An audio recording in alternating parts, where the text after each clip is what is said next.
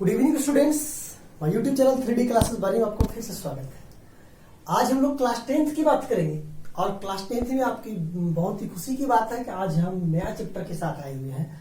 Chapter आपका arithmetic progression है, जिसको हम लोग बोलते हैं समांतर श्रेणी, या तो आप कह सकते हैं शॉर्ट में एपी।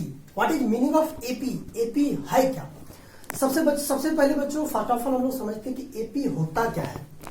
एपी हम लोग क्यों रीड करते हैं? एपी का मतलब होता है एक समान रेशियो में, एक समान अंतर में हम किसी भी टर्म को सॉल्यूशन कर सकते हैं। किसी भी टर्म को, एक टर्म को दूसरे टर्म या दूसरे टर्म को तीसरे टर्म से जो संबंध दर्शाता है, एक दूसरे का जो कनेक्टिविटी होता है वो एक इक्वल होता है। जैसे सपोज दैट मान लेते कोई सीढ़ी है, जिसे बच्चों ध्यान से समझिए कि मान लेते कि ये आपके पास कोई सीढ़ी है। सीढ़ी में आपको पता है कि ये आपके पास क्या है, सीढ़ी में लगा हुआ कोई लकड़ी का सामान है।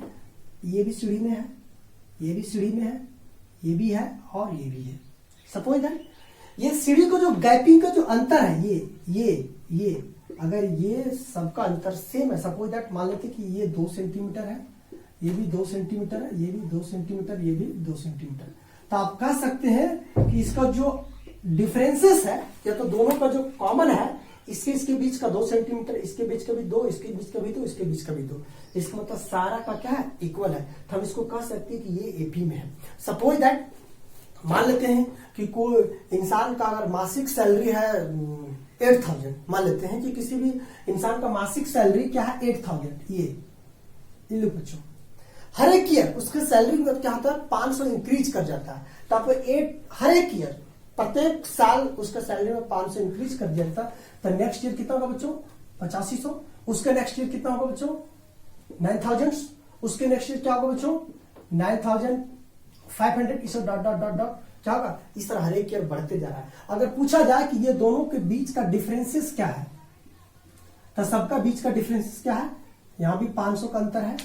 देखो बच्चों, यहां भी 500 का अंतर है, यहां भी 500 का अंतर है। क्या सबका डिफरेंसेस क्या है, सेम है। तो हम कह सकते हैं कि ये आपका क्या एपी में है। ये आपका क्या कह सकते हैं, ये आपके पास एपी में वो है। कोई दिक्कत? या तो सपोज दैट दूसरा एग्जांपल लेते हैं, ये 2 है, 4 है, 6 है, 8 है, 10 है, डॉट डॉट डॉट। ये आपको कोई सीरीज दिया होगा। ये सीरीज में क्या देखना है बच्चों कि ये दोनों का डिफरेंसेस क्या है 2, ये दोनों का डिफरेंस क्या है 2, ये दोनों का डिफरेंस क्या है 2, ये दोनों का डिफरेंस क्या है 2। तो अब इसलिए है कि आगे भी सबका 2-2 का डिफरेंस होगा। मतलब हम कह सकते हैं ये टर्म मेरा क्या चीज में है, एपी में है। समझ पा रहे हैं बच्चों, ये एपी में है। नेक्स्ट एग्जांपल की बात करते हैं हम लोग।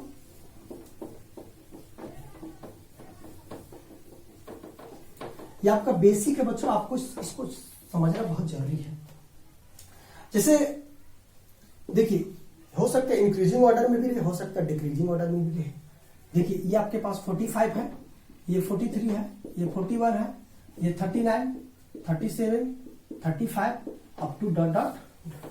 देखिए ये है डिक्रीजिंग ऑर्डर में, लेकिन है ये पी में, क्योंकि दोनों का जो डिफरेंसेस है, दोनों का जो अंतर, इसके अंतर भी 2, इसका भी 2, इसका भी 2, इसका भी 2, इसका भी 2। सबका डिफरेंसेस क्या है बच्चों 2। मतलब कह सकते हैं कि ये वाला टर्म भी जो मेरा है वो क्या चीज में है, एपी में। समझ में आ रहा है बच्चों? नेक्स्ट एग्जांपल लेते हैं। जैसे ये 1 है, 3, 7, 9, 10 अप टू डॉट डॉट। क्या ये एपी में है बच्चों? इसका डिफरेंसेस 2 है, लेकिन इसका डिफरेंसेस 4 है, इसका डिफरेंसेस 2 है, इसका डिफरेंस 1 है। क्या एपी में है ये? Not AP. एपी में ये नहीं है, इसको हम एपी में नहीं कर सकते, क्योंकि ये एपी के सीरीज में वो नहीं है। क्योंकि इसका जो सबका डिफरेंसेस है, 2 डिजिट के अंदर जो डिफरेंसेस है, सारा डिफरेंसेस क्या है, डिफरेंट डिफरेंस है। अगर सारा डिफरेंस अगर सेम है तो हम उसका कह सकते हैं वो एपी में आपके पास है। हम लोग ध्यान से समझते बच्चों,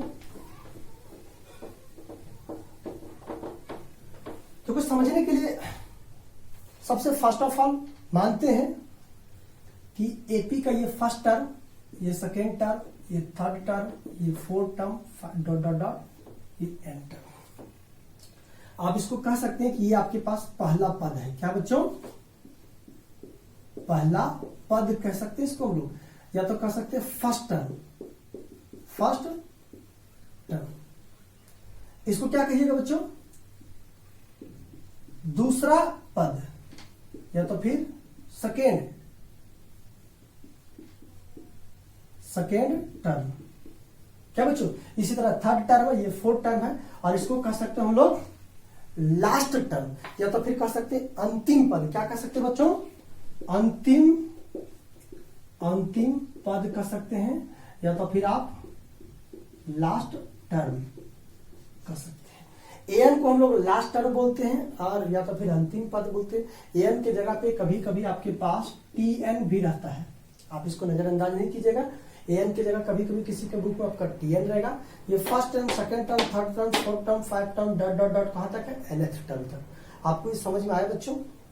अगर समझ में आया तो बहुत अच्छा है, और नहीं समझ में आया तो वीडियो को रोक कर आराम से सावधानी से इसको देखिए, आपको समझ में आएगा।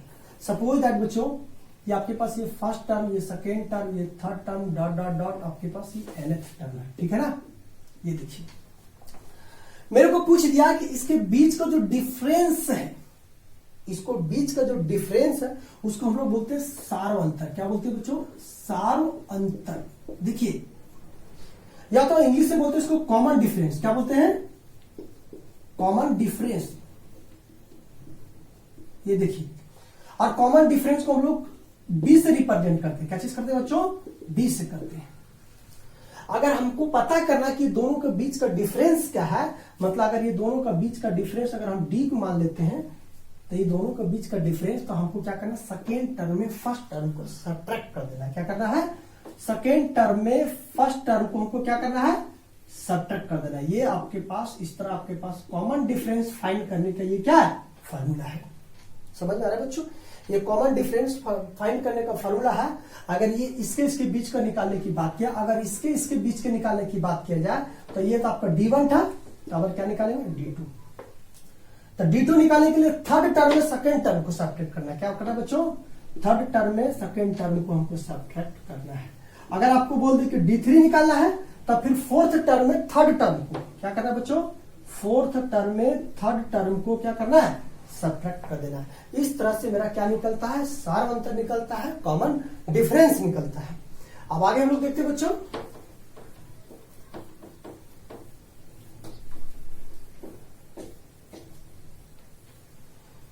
देखिए जनरल फार्मूला क्या है, जनरल टर्म। इसका जनरल टर्म एक्चुअली में है क्या, तो सबसे फर्स्ट ऑफ ऑल देखेंगे, ये आपके पास A1 है फर्स्ट टर्म, तो डेफिनेटली कि जो सेकंड टर्म रहेगा उसमें सार्व अंतर, कॉमन डिफरेंस ऐड रहेगा। मतलब अगर यहां बोलेंगे 2 है, तो अगला टर्म क्या होगा, 4 होना चाहिए। मतलब हम क्या करेंगे, A1 में हम D को ऐड कर देंगे। ठीक है बच्चों, A1 में हम D को क्या करेंगे, ऐड कर देंगे। फिर नेक्स्ट जो टर्म होगा क्या बच्चों, A2 में हम लोग फिर D को ऐड कर देंगे। क्या नेक्स्ट टर्म क्या होगा, A3 में हम लोग D को ऐड कर देंगे। इस तरह कहां तक जाएगा बच्चों, AN में हम लोग D को ऐड कर देंगे। ये मेरा टर्म निकल जाएगा। ठीक है बच्चों, ये आपको ये कह सकते हैं ये मेरा क्या है, जनरल टर्म है। कोई दिक्कत, जैसे फॉर एग्जाम्पल की अगर बात की जाए, तो ये अगर 2 है तो ये आपके पास क्या होगा, 4। अगर हम मान लेते कि late A be the first term and D be the common difference,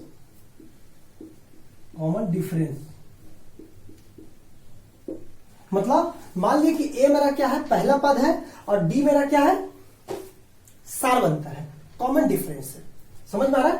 तो अगर इसकी बात की जाए तो एग्जांपल से समझ लिए, सपोज दैट मान लेते हैं कि 2 मेरा फर्स्ट टर्म है, तो सेकेंड क्या है, A तो मेरा 2 है और प्लस D क्या है, 2। इसी तरह ये क्या होगा, A2, इस टर्म को ऐड कर दीजिए, 2 और 2 4, और कॉमन डिफरेंस क्या था, 2। फिर नेक्स्ट टर्म तो इसको उसका ऐड कर दीजिए, 6, फिर 2 कॉमन डिफरेंस 2, फिर इसको इसका ऐड कीजिए 8, कॉमन डिफरेंस 2। इस तरह बढ़ते जाएगा बच्चों। तो देखिए एक समय ऐसा आएगा कि 2 हुआ, ये 4 हुआ, ये 6 हुआ, ये 8 हुआ, ये 10 हुआ, डॉट डॉट डॉट। क्या ये एपी में है, yes sir, this is called AP. इस तरह में एपी हमें निकालने के लिए फॉर्मूला है, अब इसको ध्यान से रखिए। हम लोग चलते हैं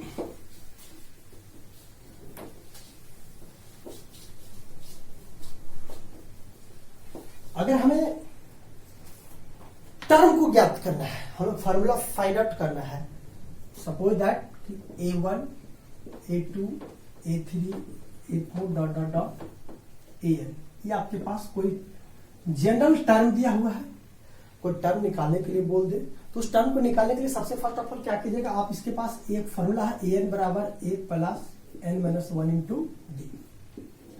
ये जनरल फॉर्मूला है, आप इसे किसी भी टर्म को निकाल सकते हैं, या तो कर सकते हैं TN बराबर A plus N-1 into D. दोनों फॉर्मूला सेम है बच्चों, आप इसको कॉपी करते चलिए। हम लोग डायरेक्टली अब एक्सरसाइज में चलेंगे, जल्दी से कॉपी कीजिए। चलो बच्चों अब हम लोग एक्सरसाइज पे बात करते हैं। किस पे बात करने जा रहे हैं? एक्सरसाइज पे बात करेंगे डायरेक्टली। देखिए फर्स्ट ऑफ ऑल आपके पास एनसीईआरटी बुक से है आपका एक्सरसाइज 5.1। 5.1 में क्वेश्चन नंबर फर्स्ट का 4 क्वेश्चन है, लैंग्वेज का प्रश्न है। आप इसे यथासंभव खुद से करें, ये इंपॉर्टेंस नहीं है। हम लोग डायरेक्टली चलते हैं क्वेश्चन नंबर 2 पे।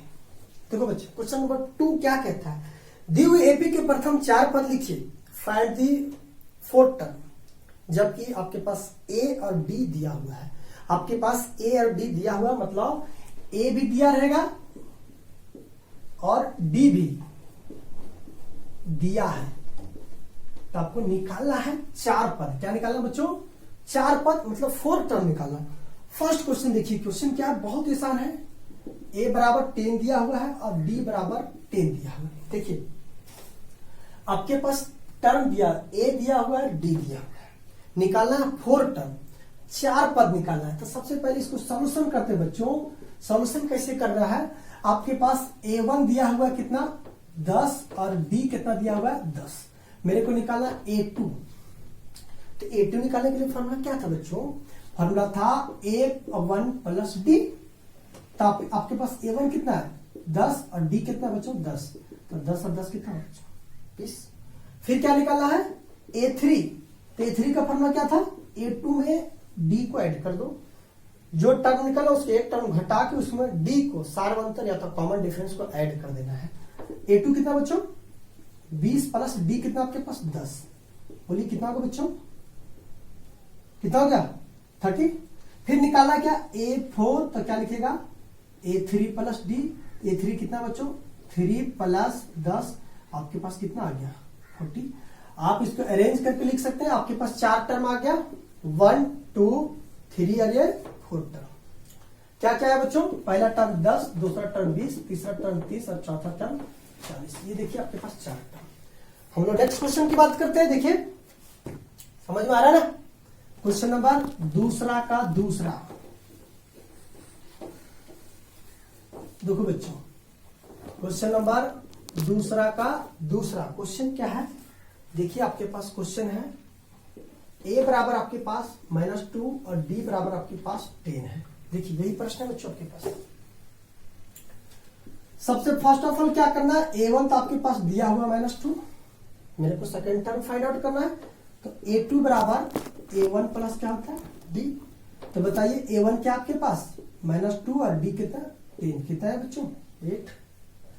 थर्ड टर्म की बात किया जाए तो A2 प्लस D, A2 कितना बच्चों 8 और प्लस D कितना बच्चों 10, कितना हो गया बताइए 18।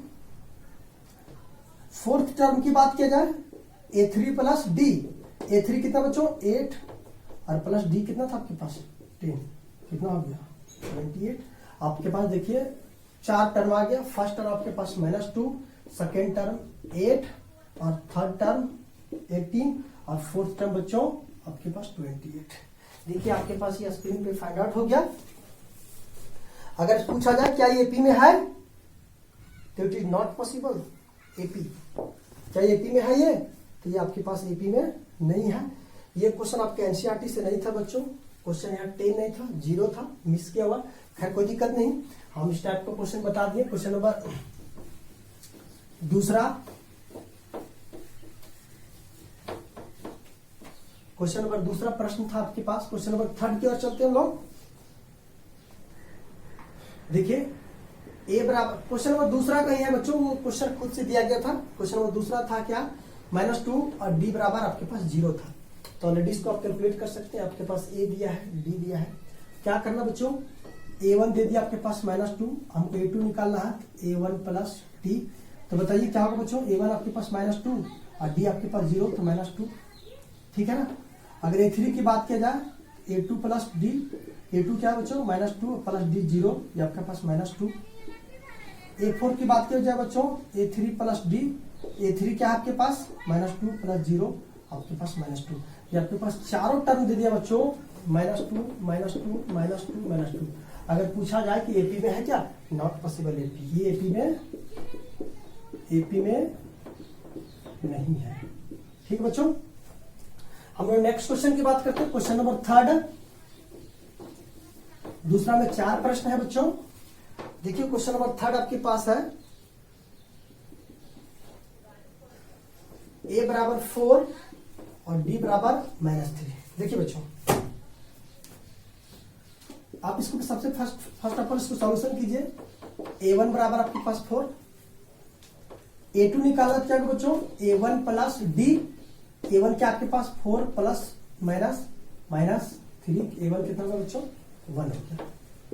a3 बराबर क्या होगा, a2 प्लस डी, a2 क्या बच्चों, 1 माइनस डी कितना है, -3, क्या होगा बच्चों, -2। a4 की बात अगर किया जाए, क्या होगा, a3 प्लस डी, a3 आपके पास क्या है, -2 और ये -3 आपके पास -3। ये देखो बच्चों आपके पास क्या क्या आया, a1 आपके पास 4, a2 क्या है 1, a3 क्या है -2 और a4 क्या है -3। ये आपके पास क्या है, एपी में है, ये भी आपके पास एपी में नहीं है। अब आपके पास प्रश्न है बच्चों, 3rd क्वेश्चन हो गया। 4th और 5, क्वेश्चन नंबर 4th आपके पास है, a बराबर दिया है -1 और b बराबर दिया है 1/2। 5 प्रश्न है आपके पास, a बराबर -1.25 और d बराबर -0.25। देखो बच्चों, आपको सिंपली इसको क्या करना है, जैसे हम लोग पीछे बताएं उसी तरह आपको सोल्यूशन करना है। दूसरा का सारा प्रश्न तुम्हारा खत्म हो गया। हम लोग कल फिर नए वीडियो के साथ मिलेंगे। एक्सरसाइज 5.1 का ही क्लास चलेगा और क्वेश्चन नंबर 3rd से क्लास चलेगा। तब तक के लिए आप विदा लेते हैं। Bye bye, take care, have a nice day. अगर वीडियो अच्छा लगता है तो सब्सक्राइब करो, लाइक करो, चैनल को अधिक से अधिक शेयर करो।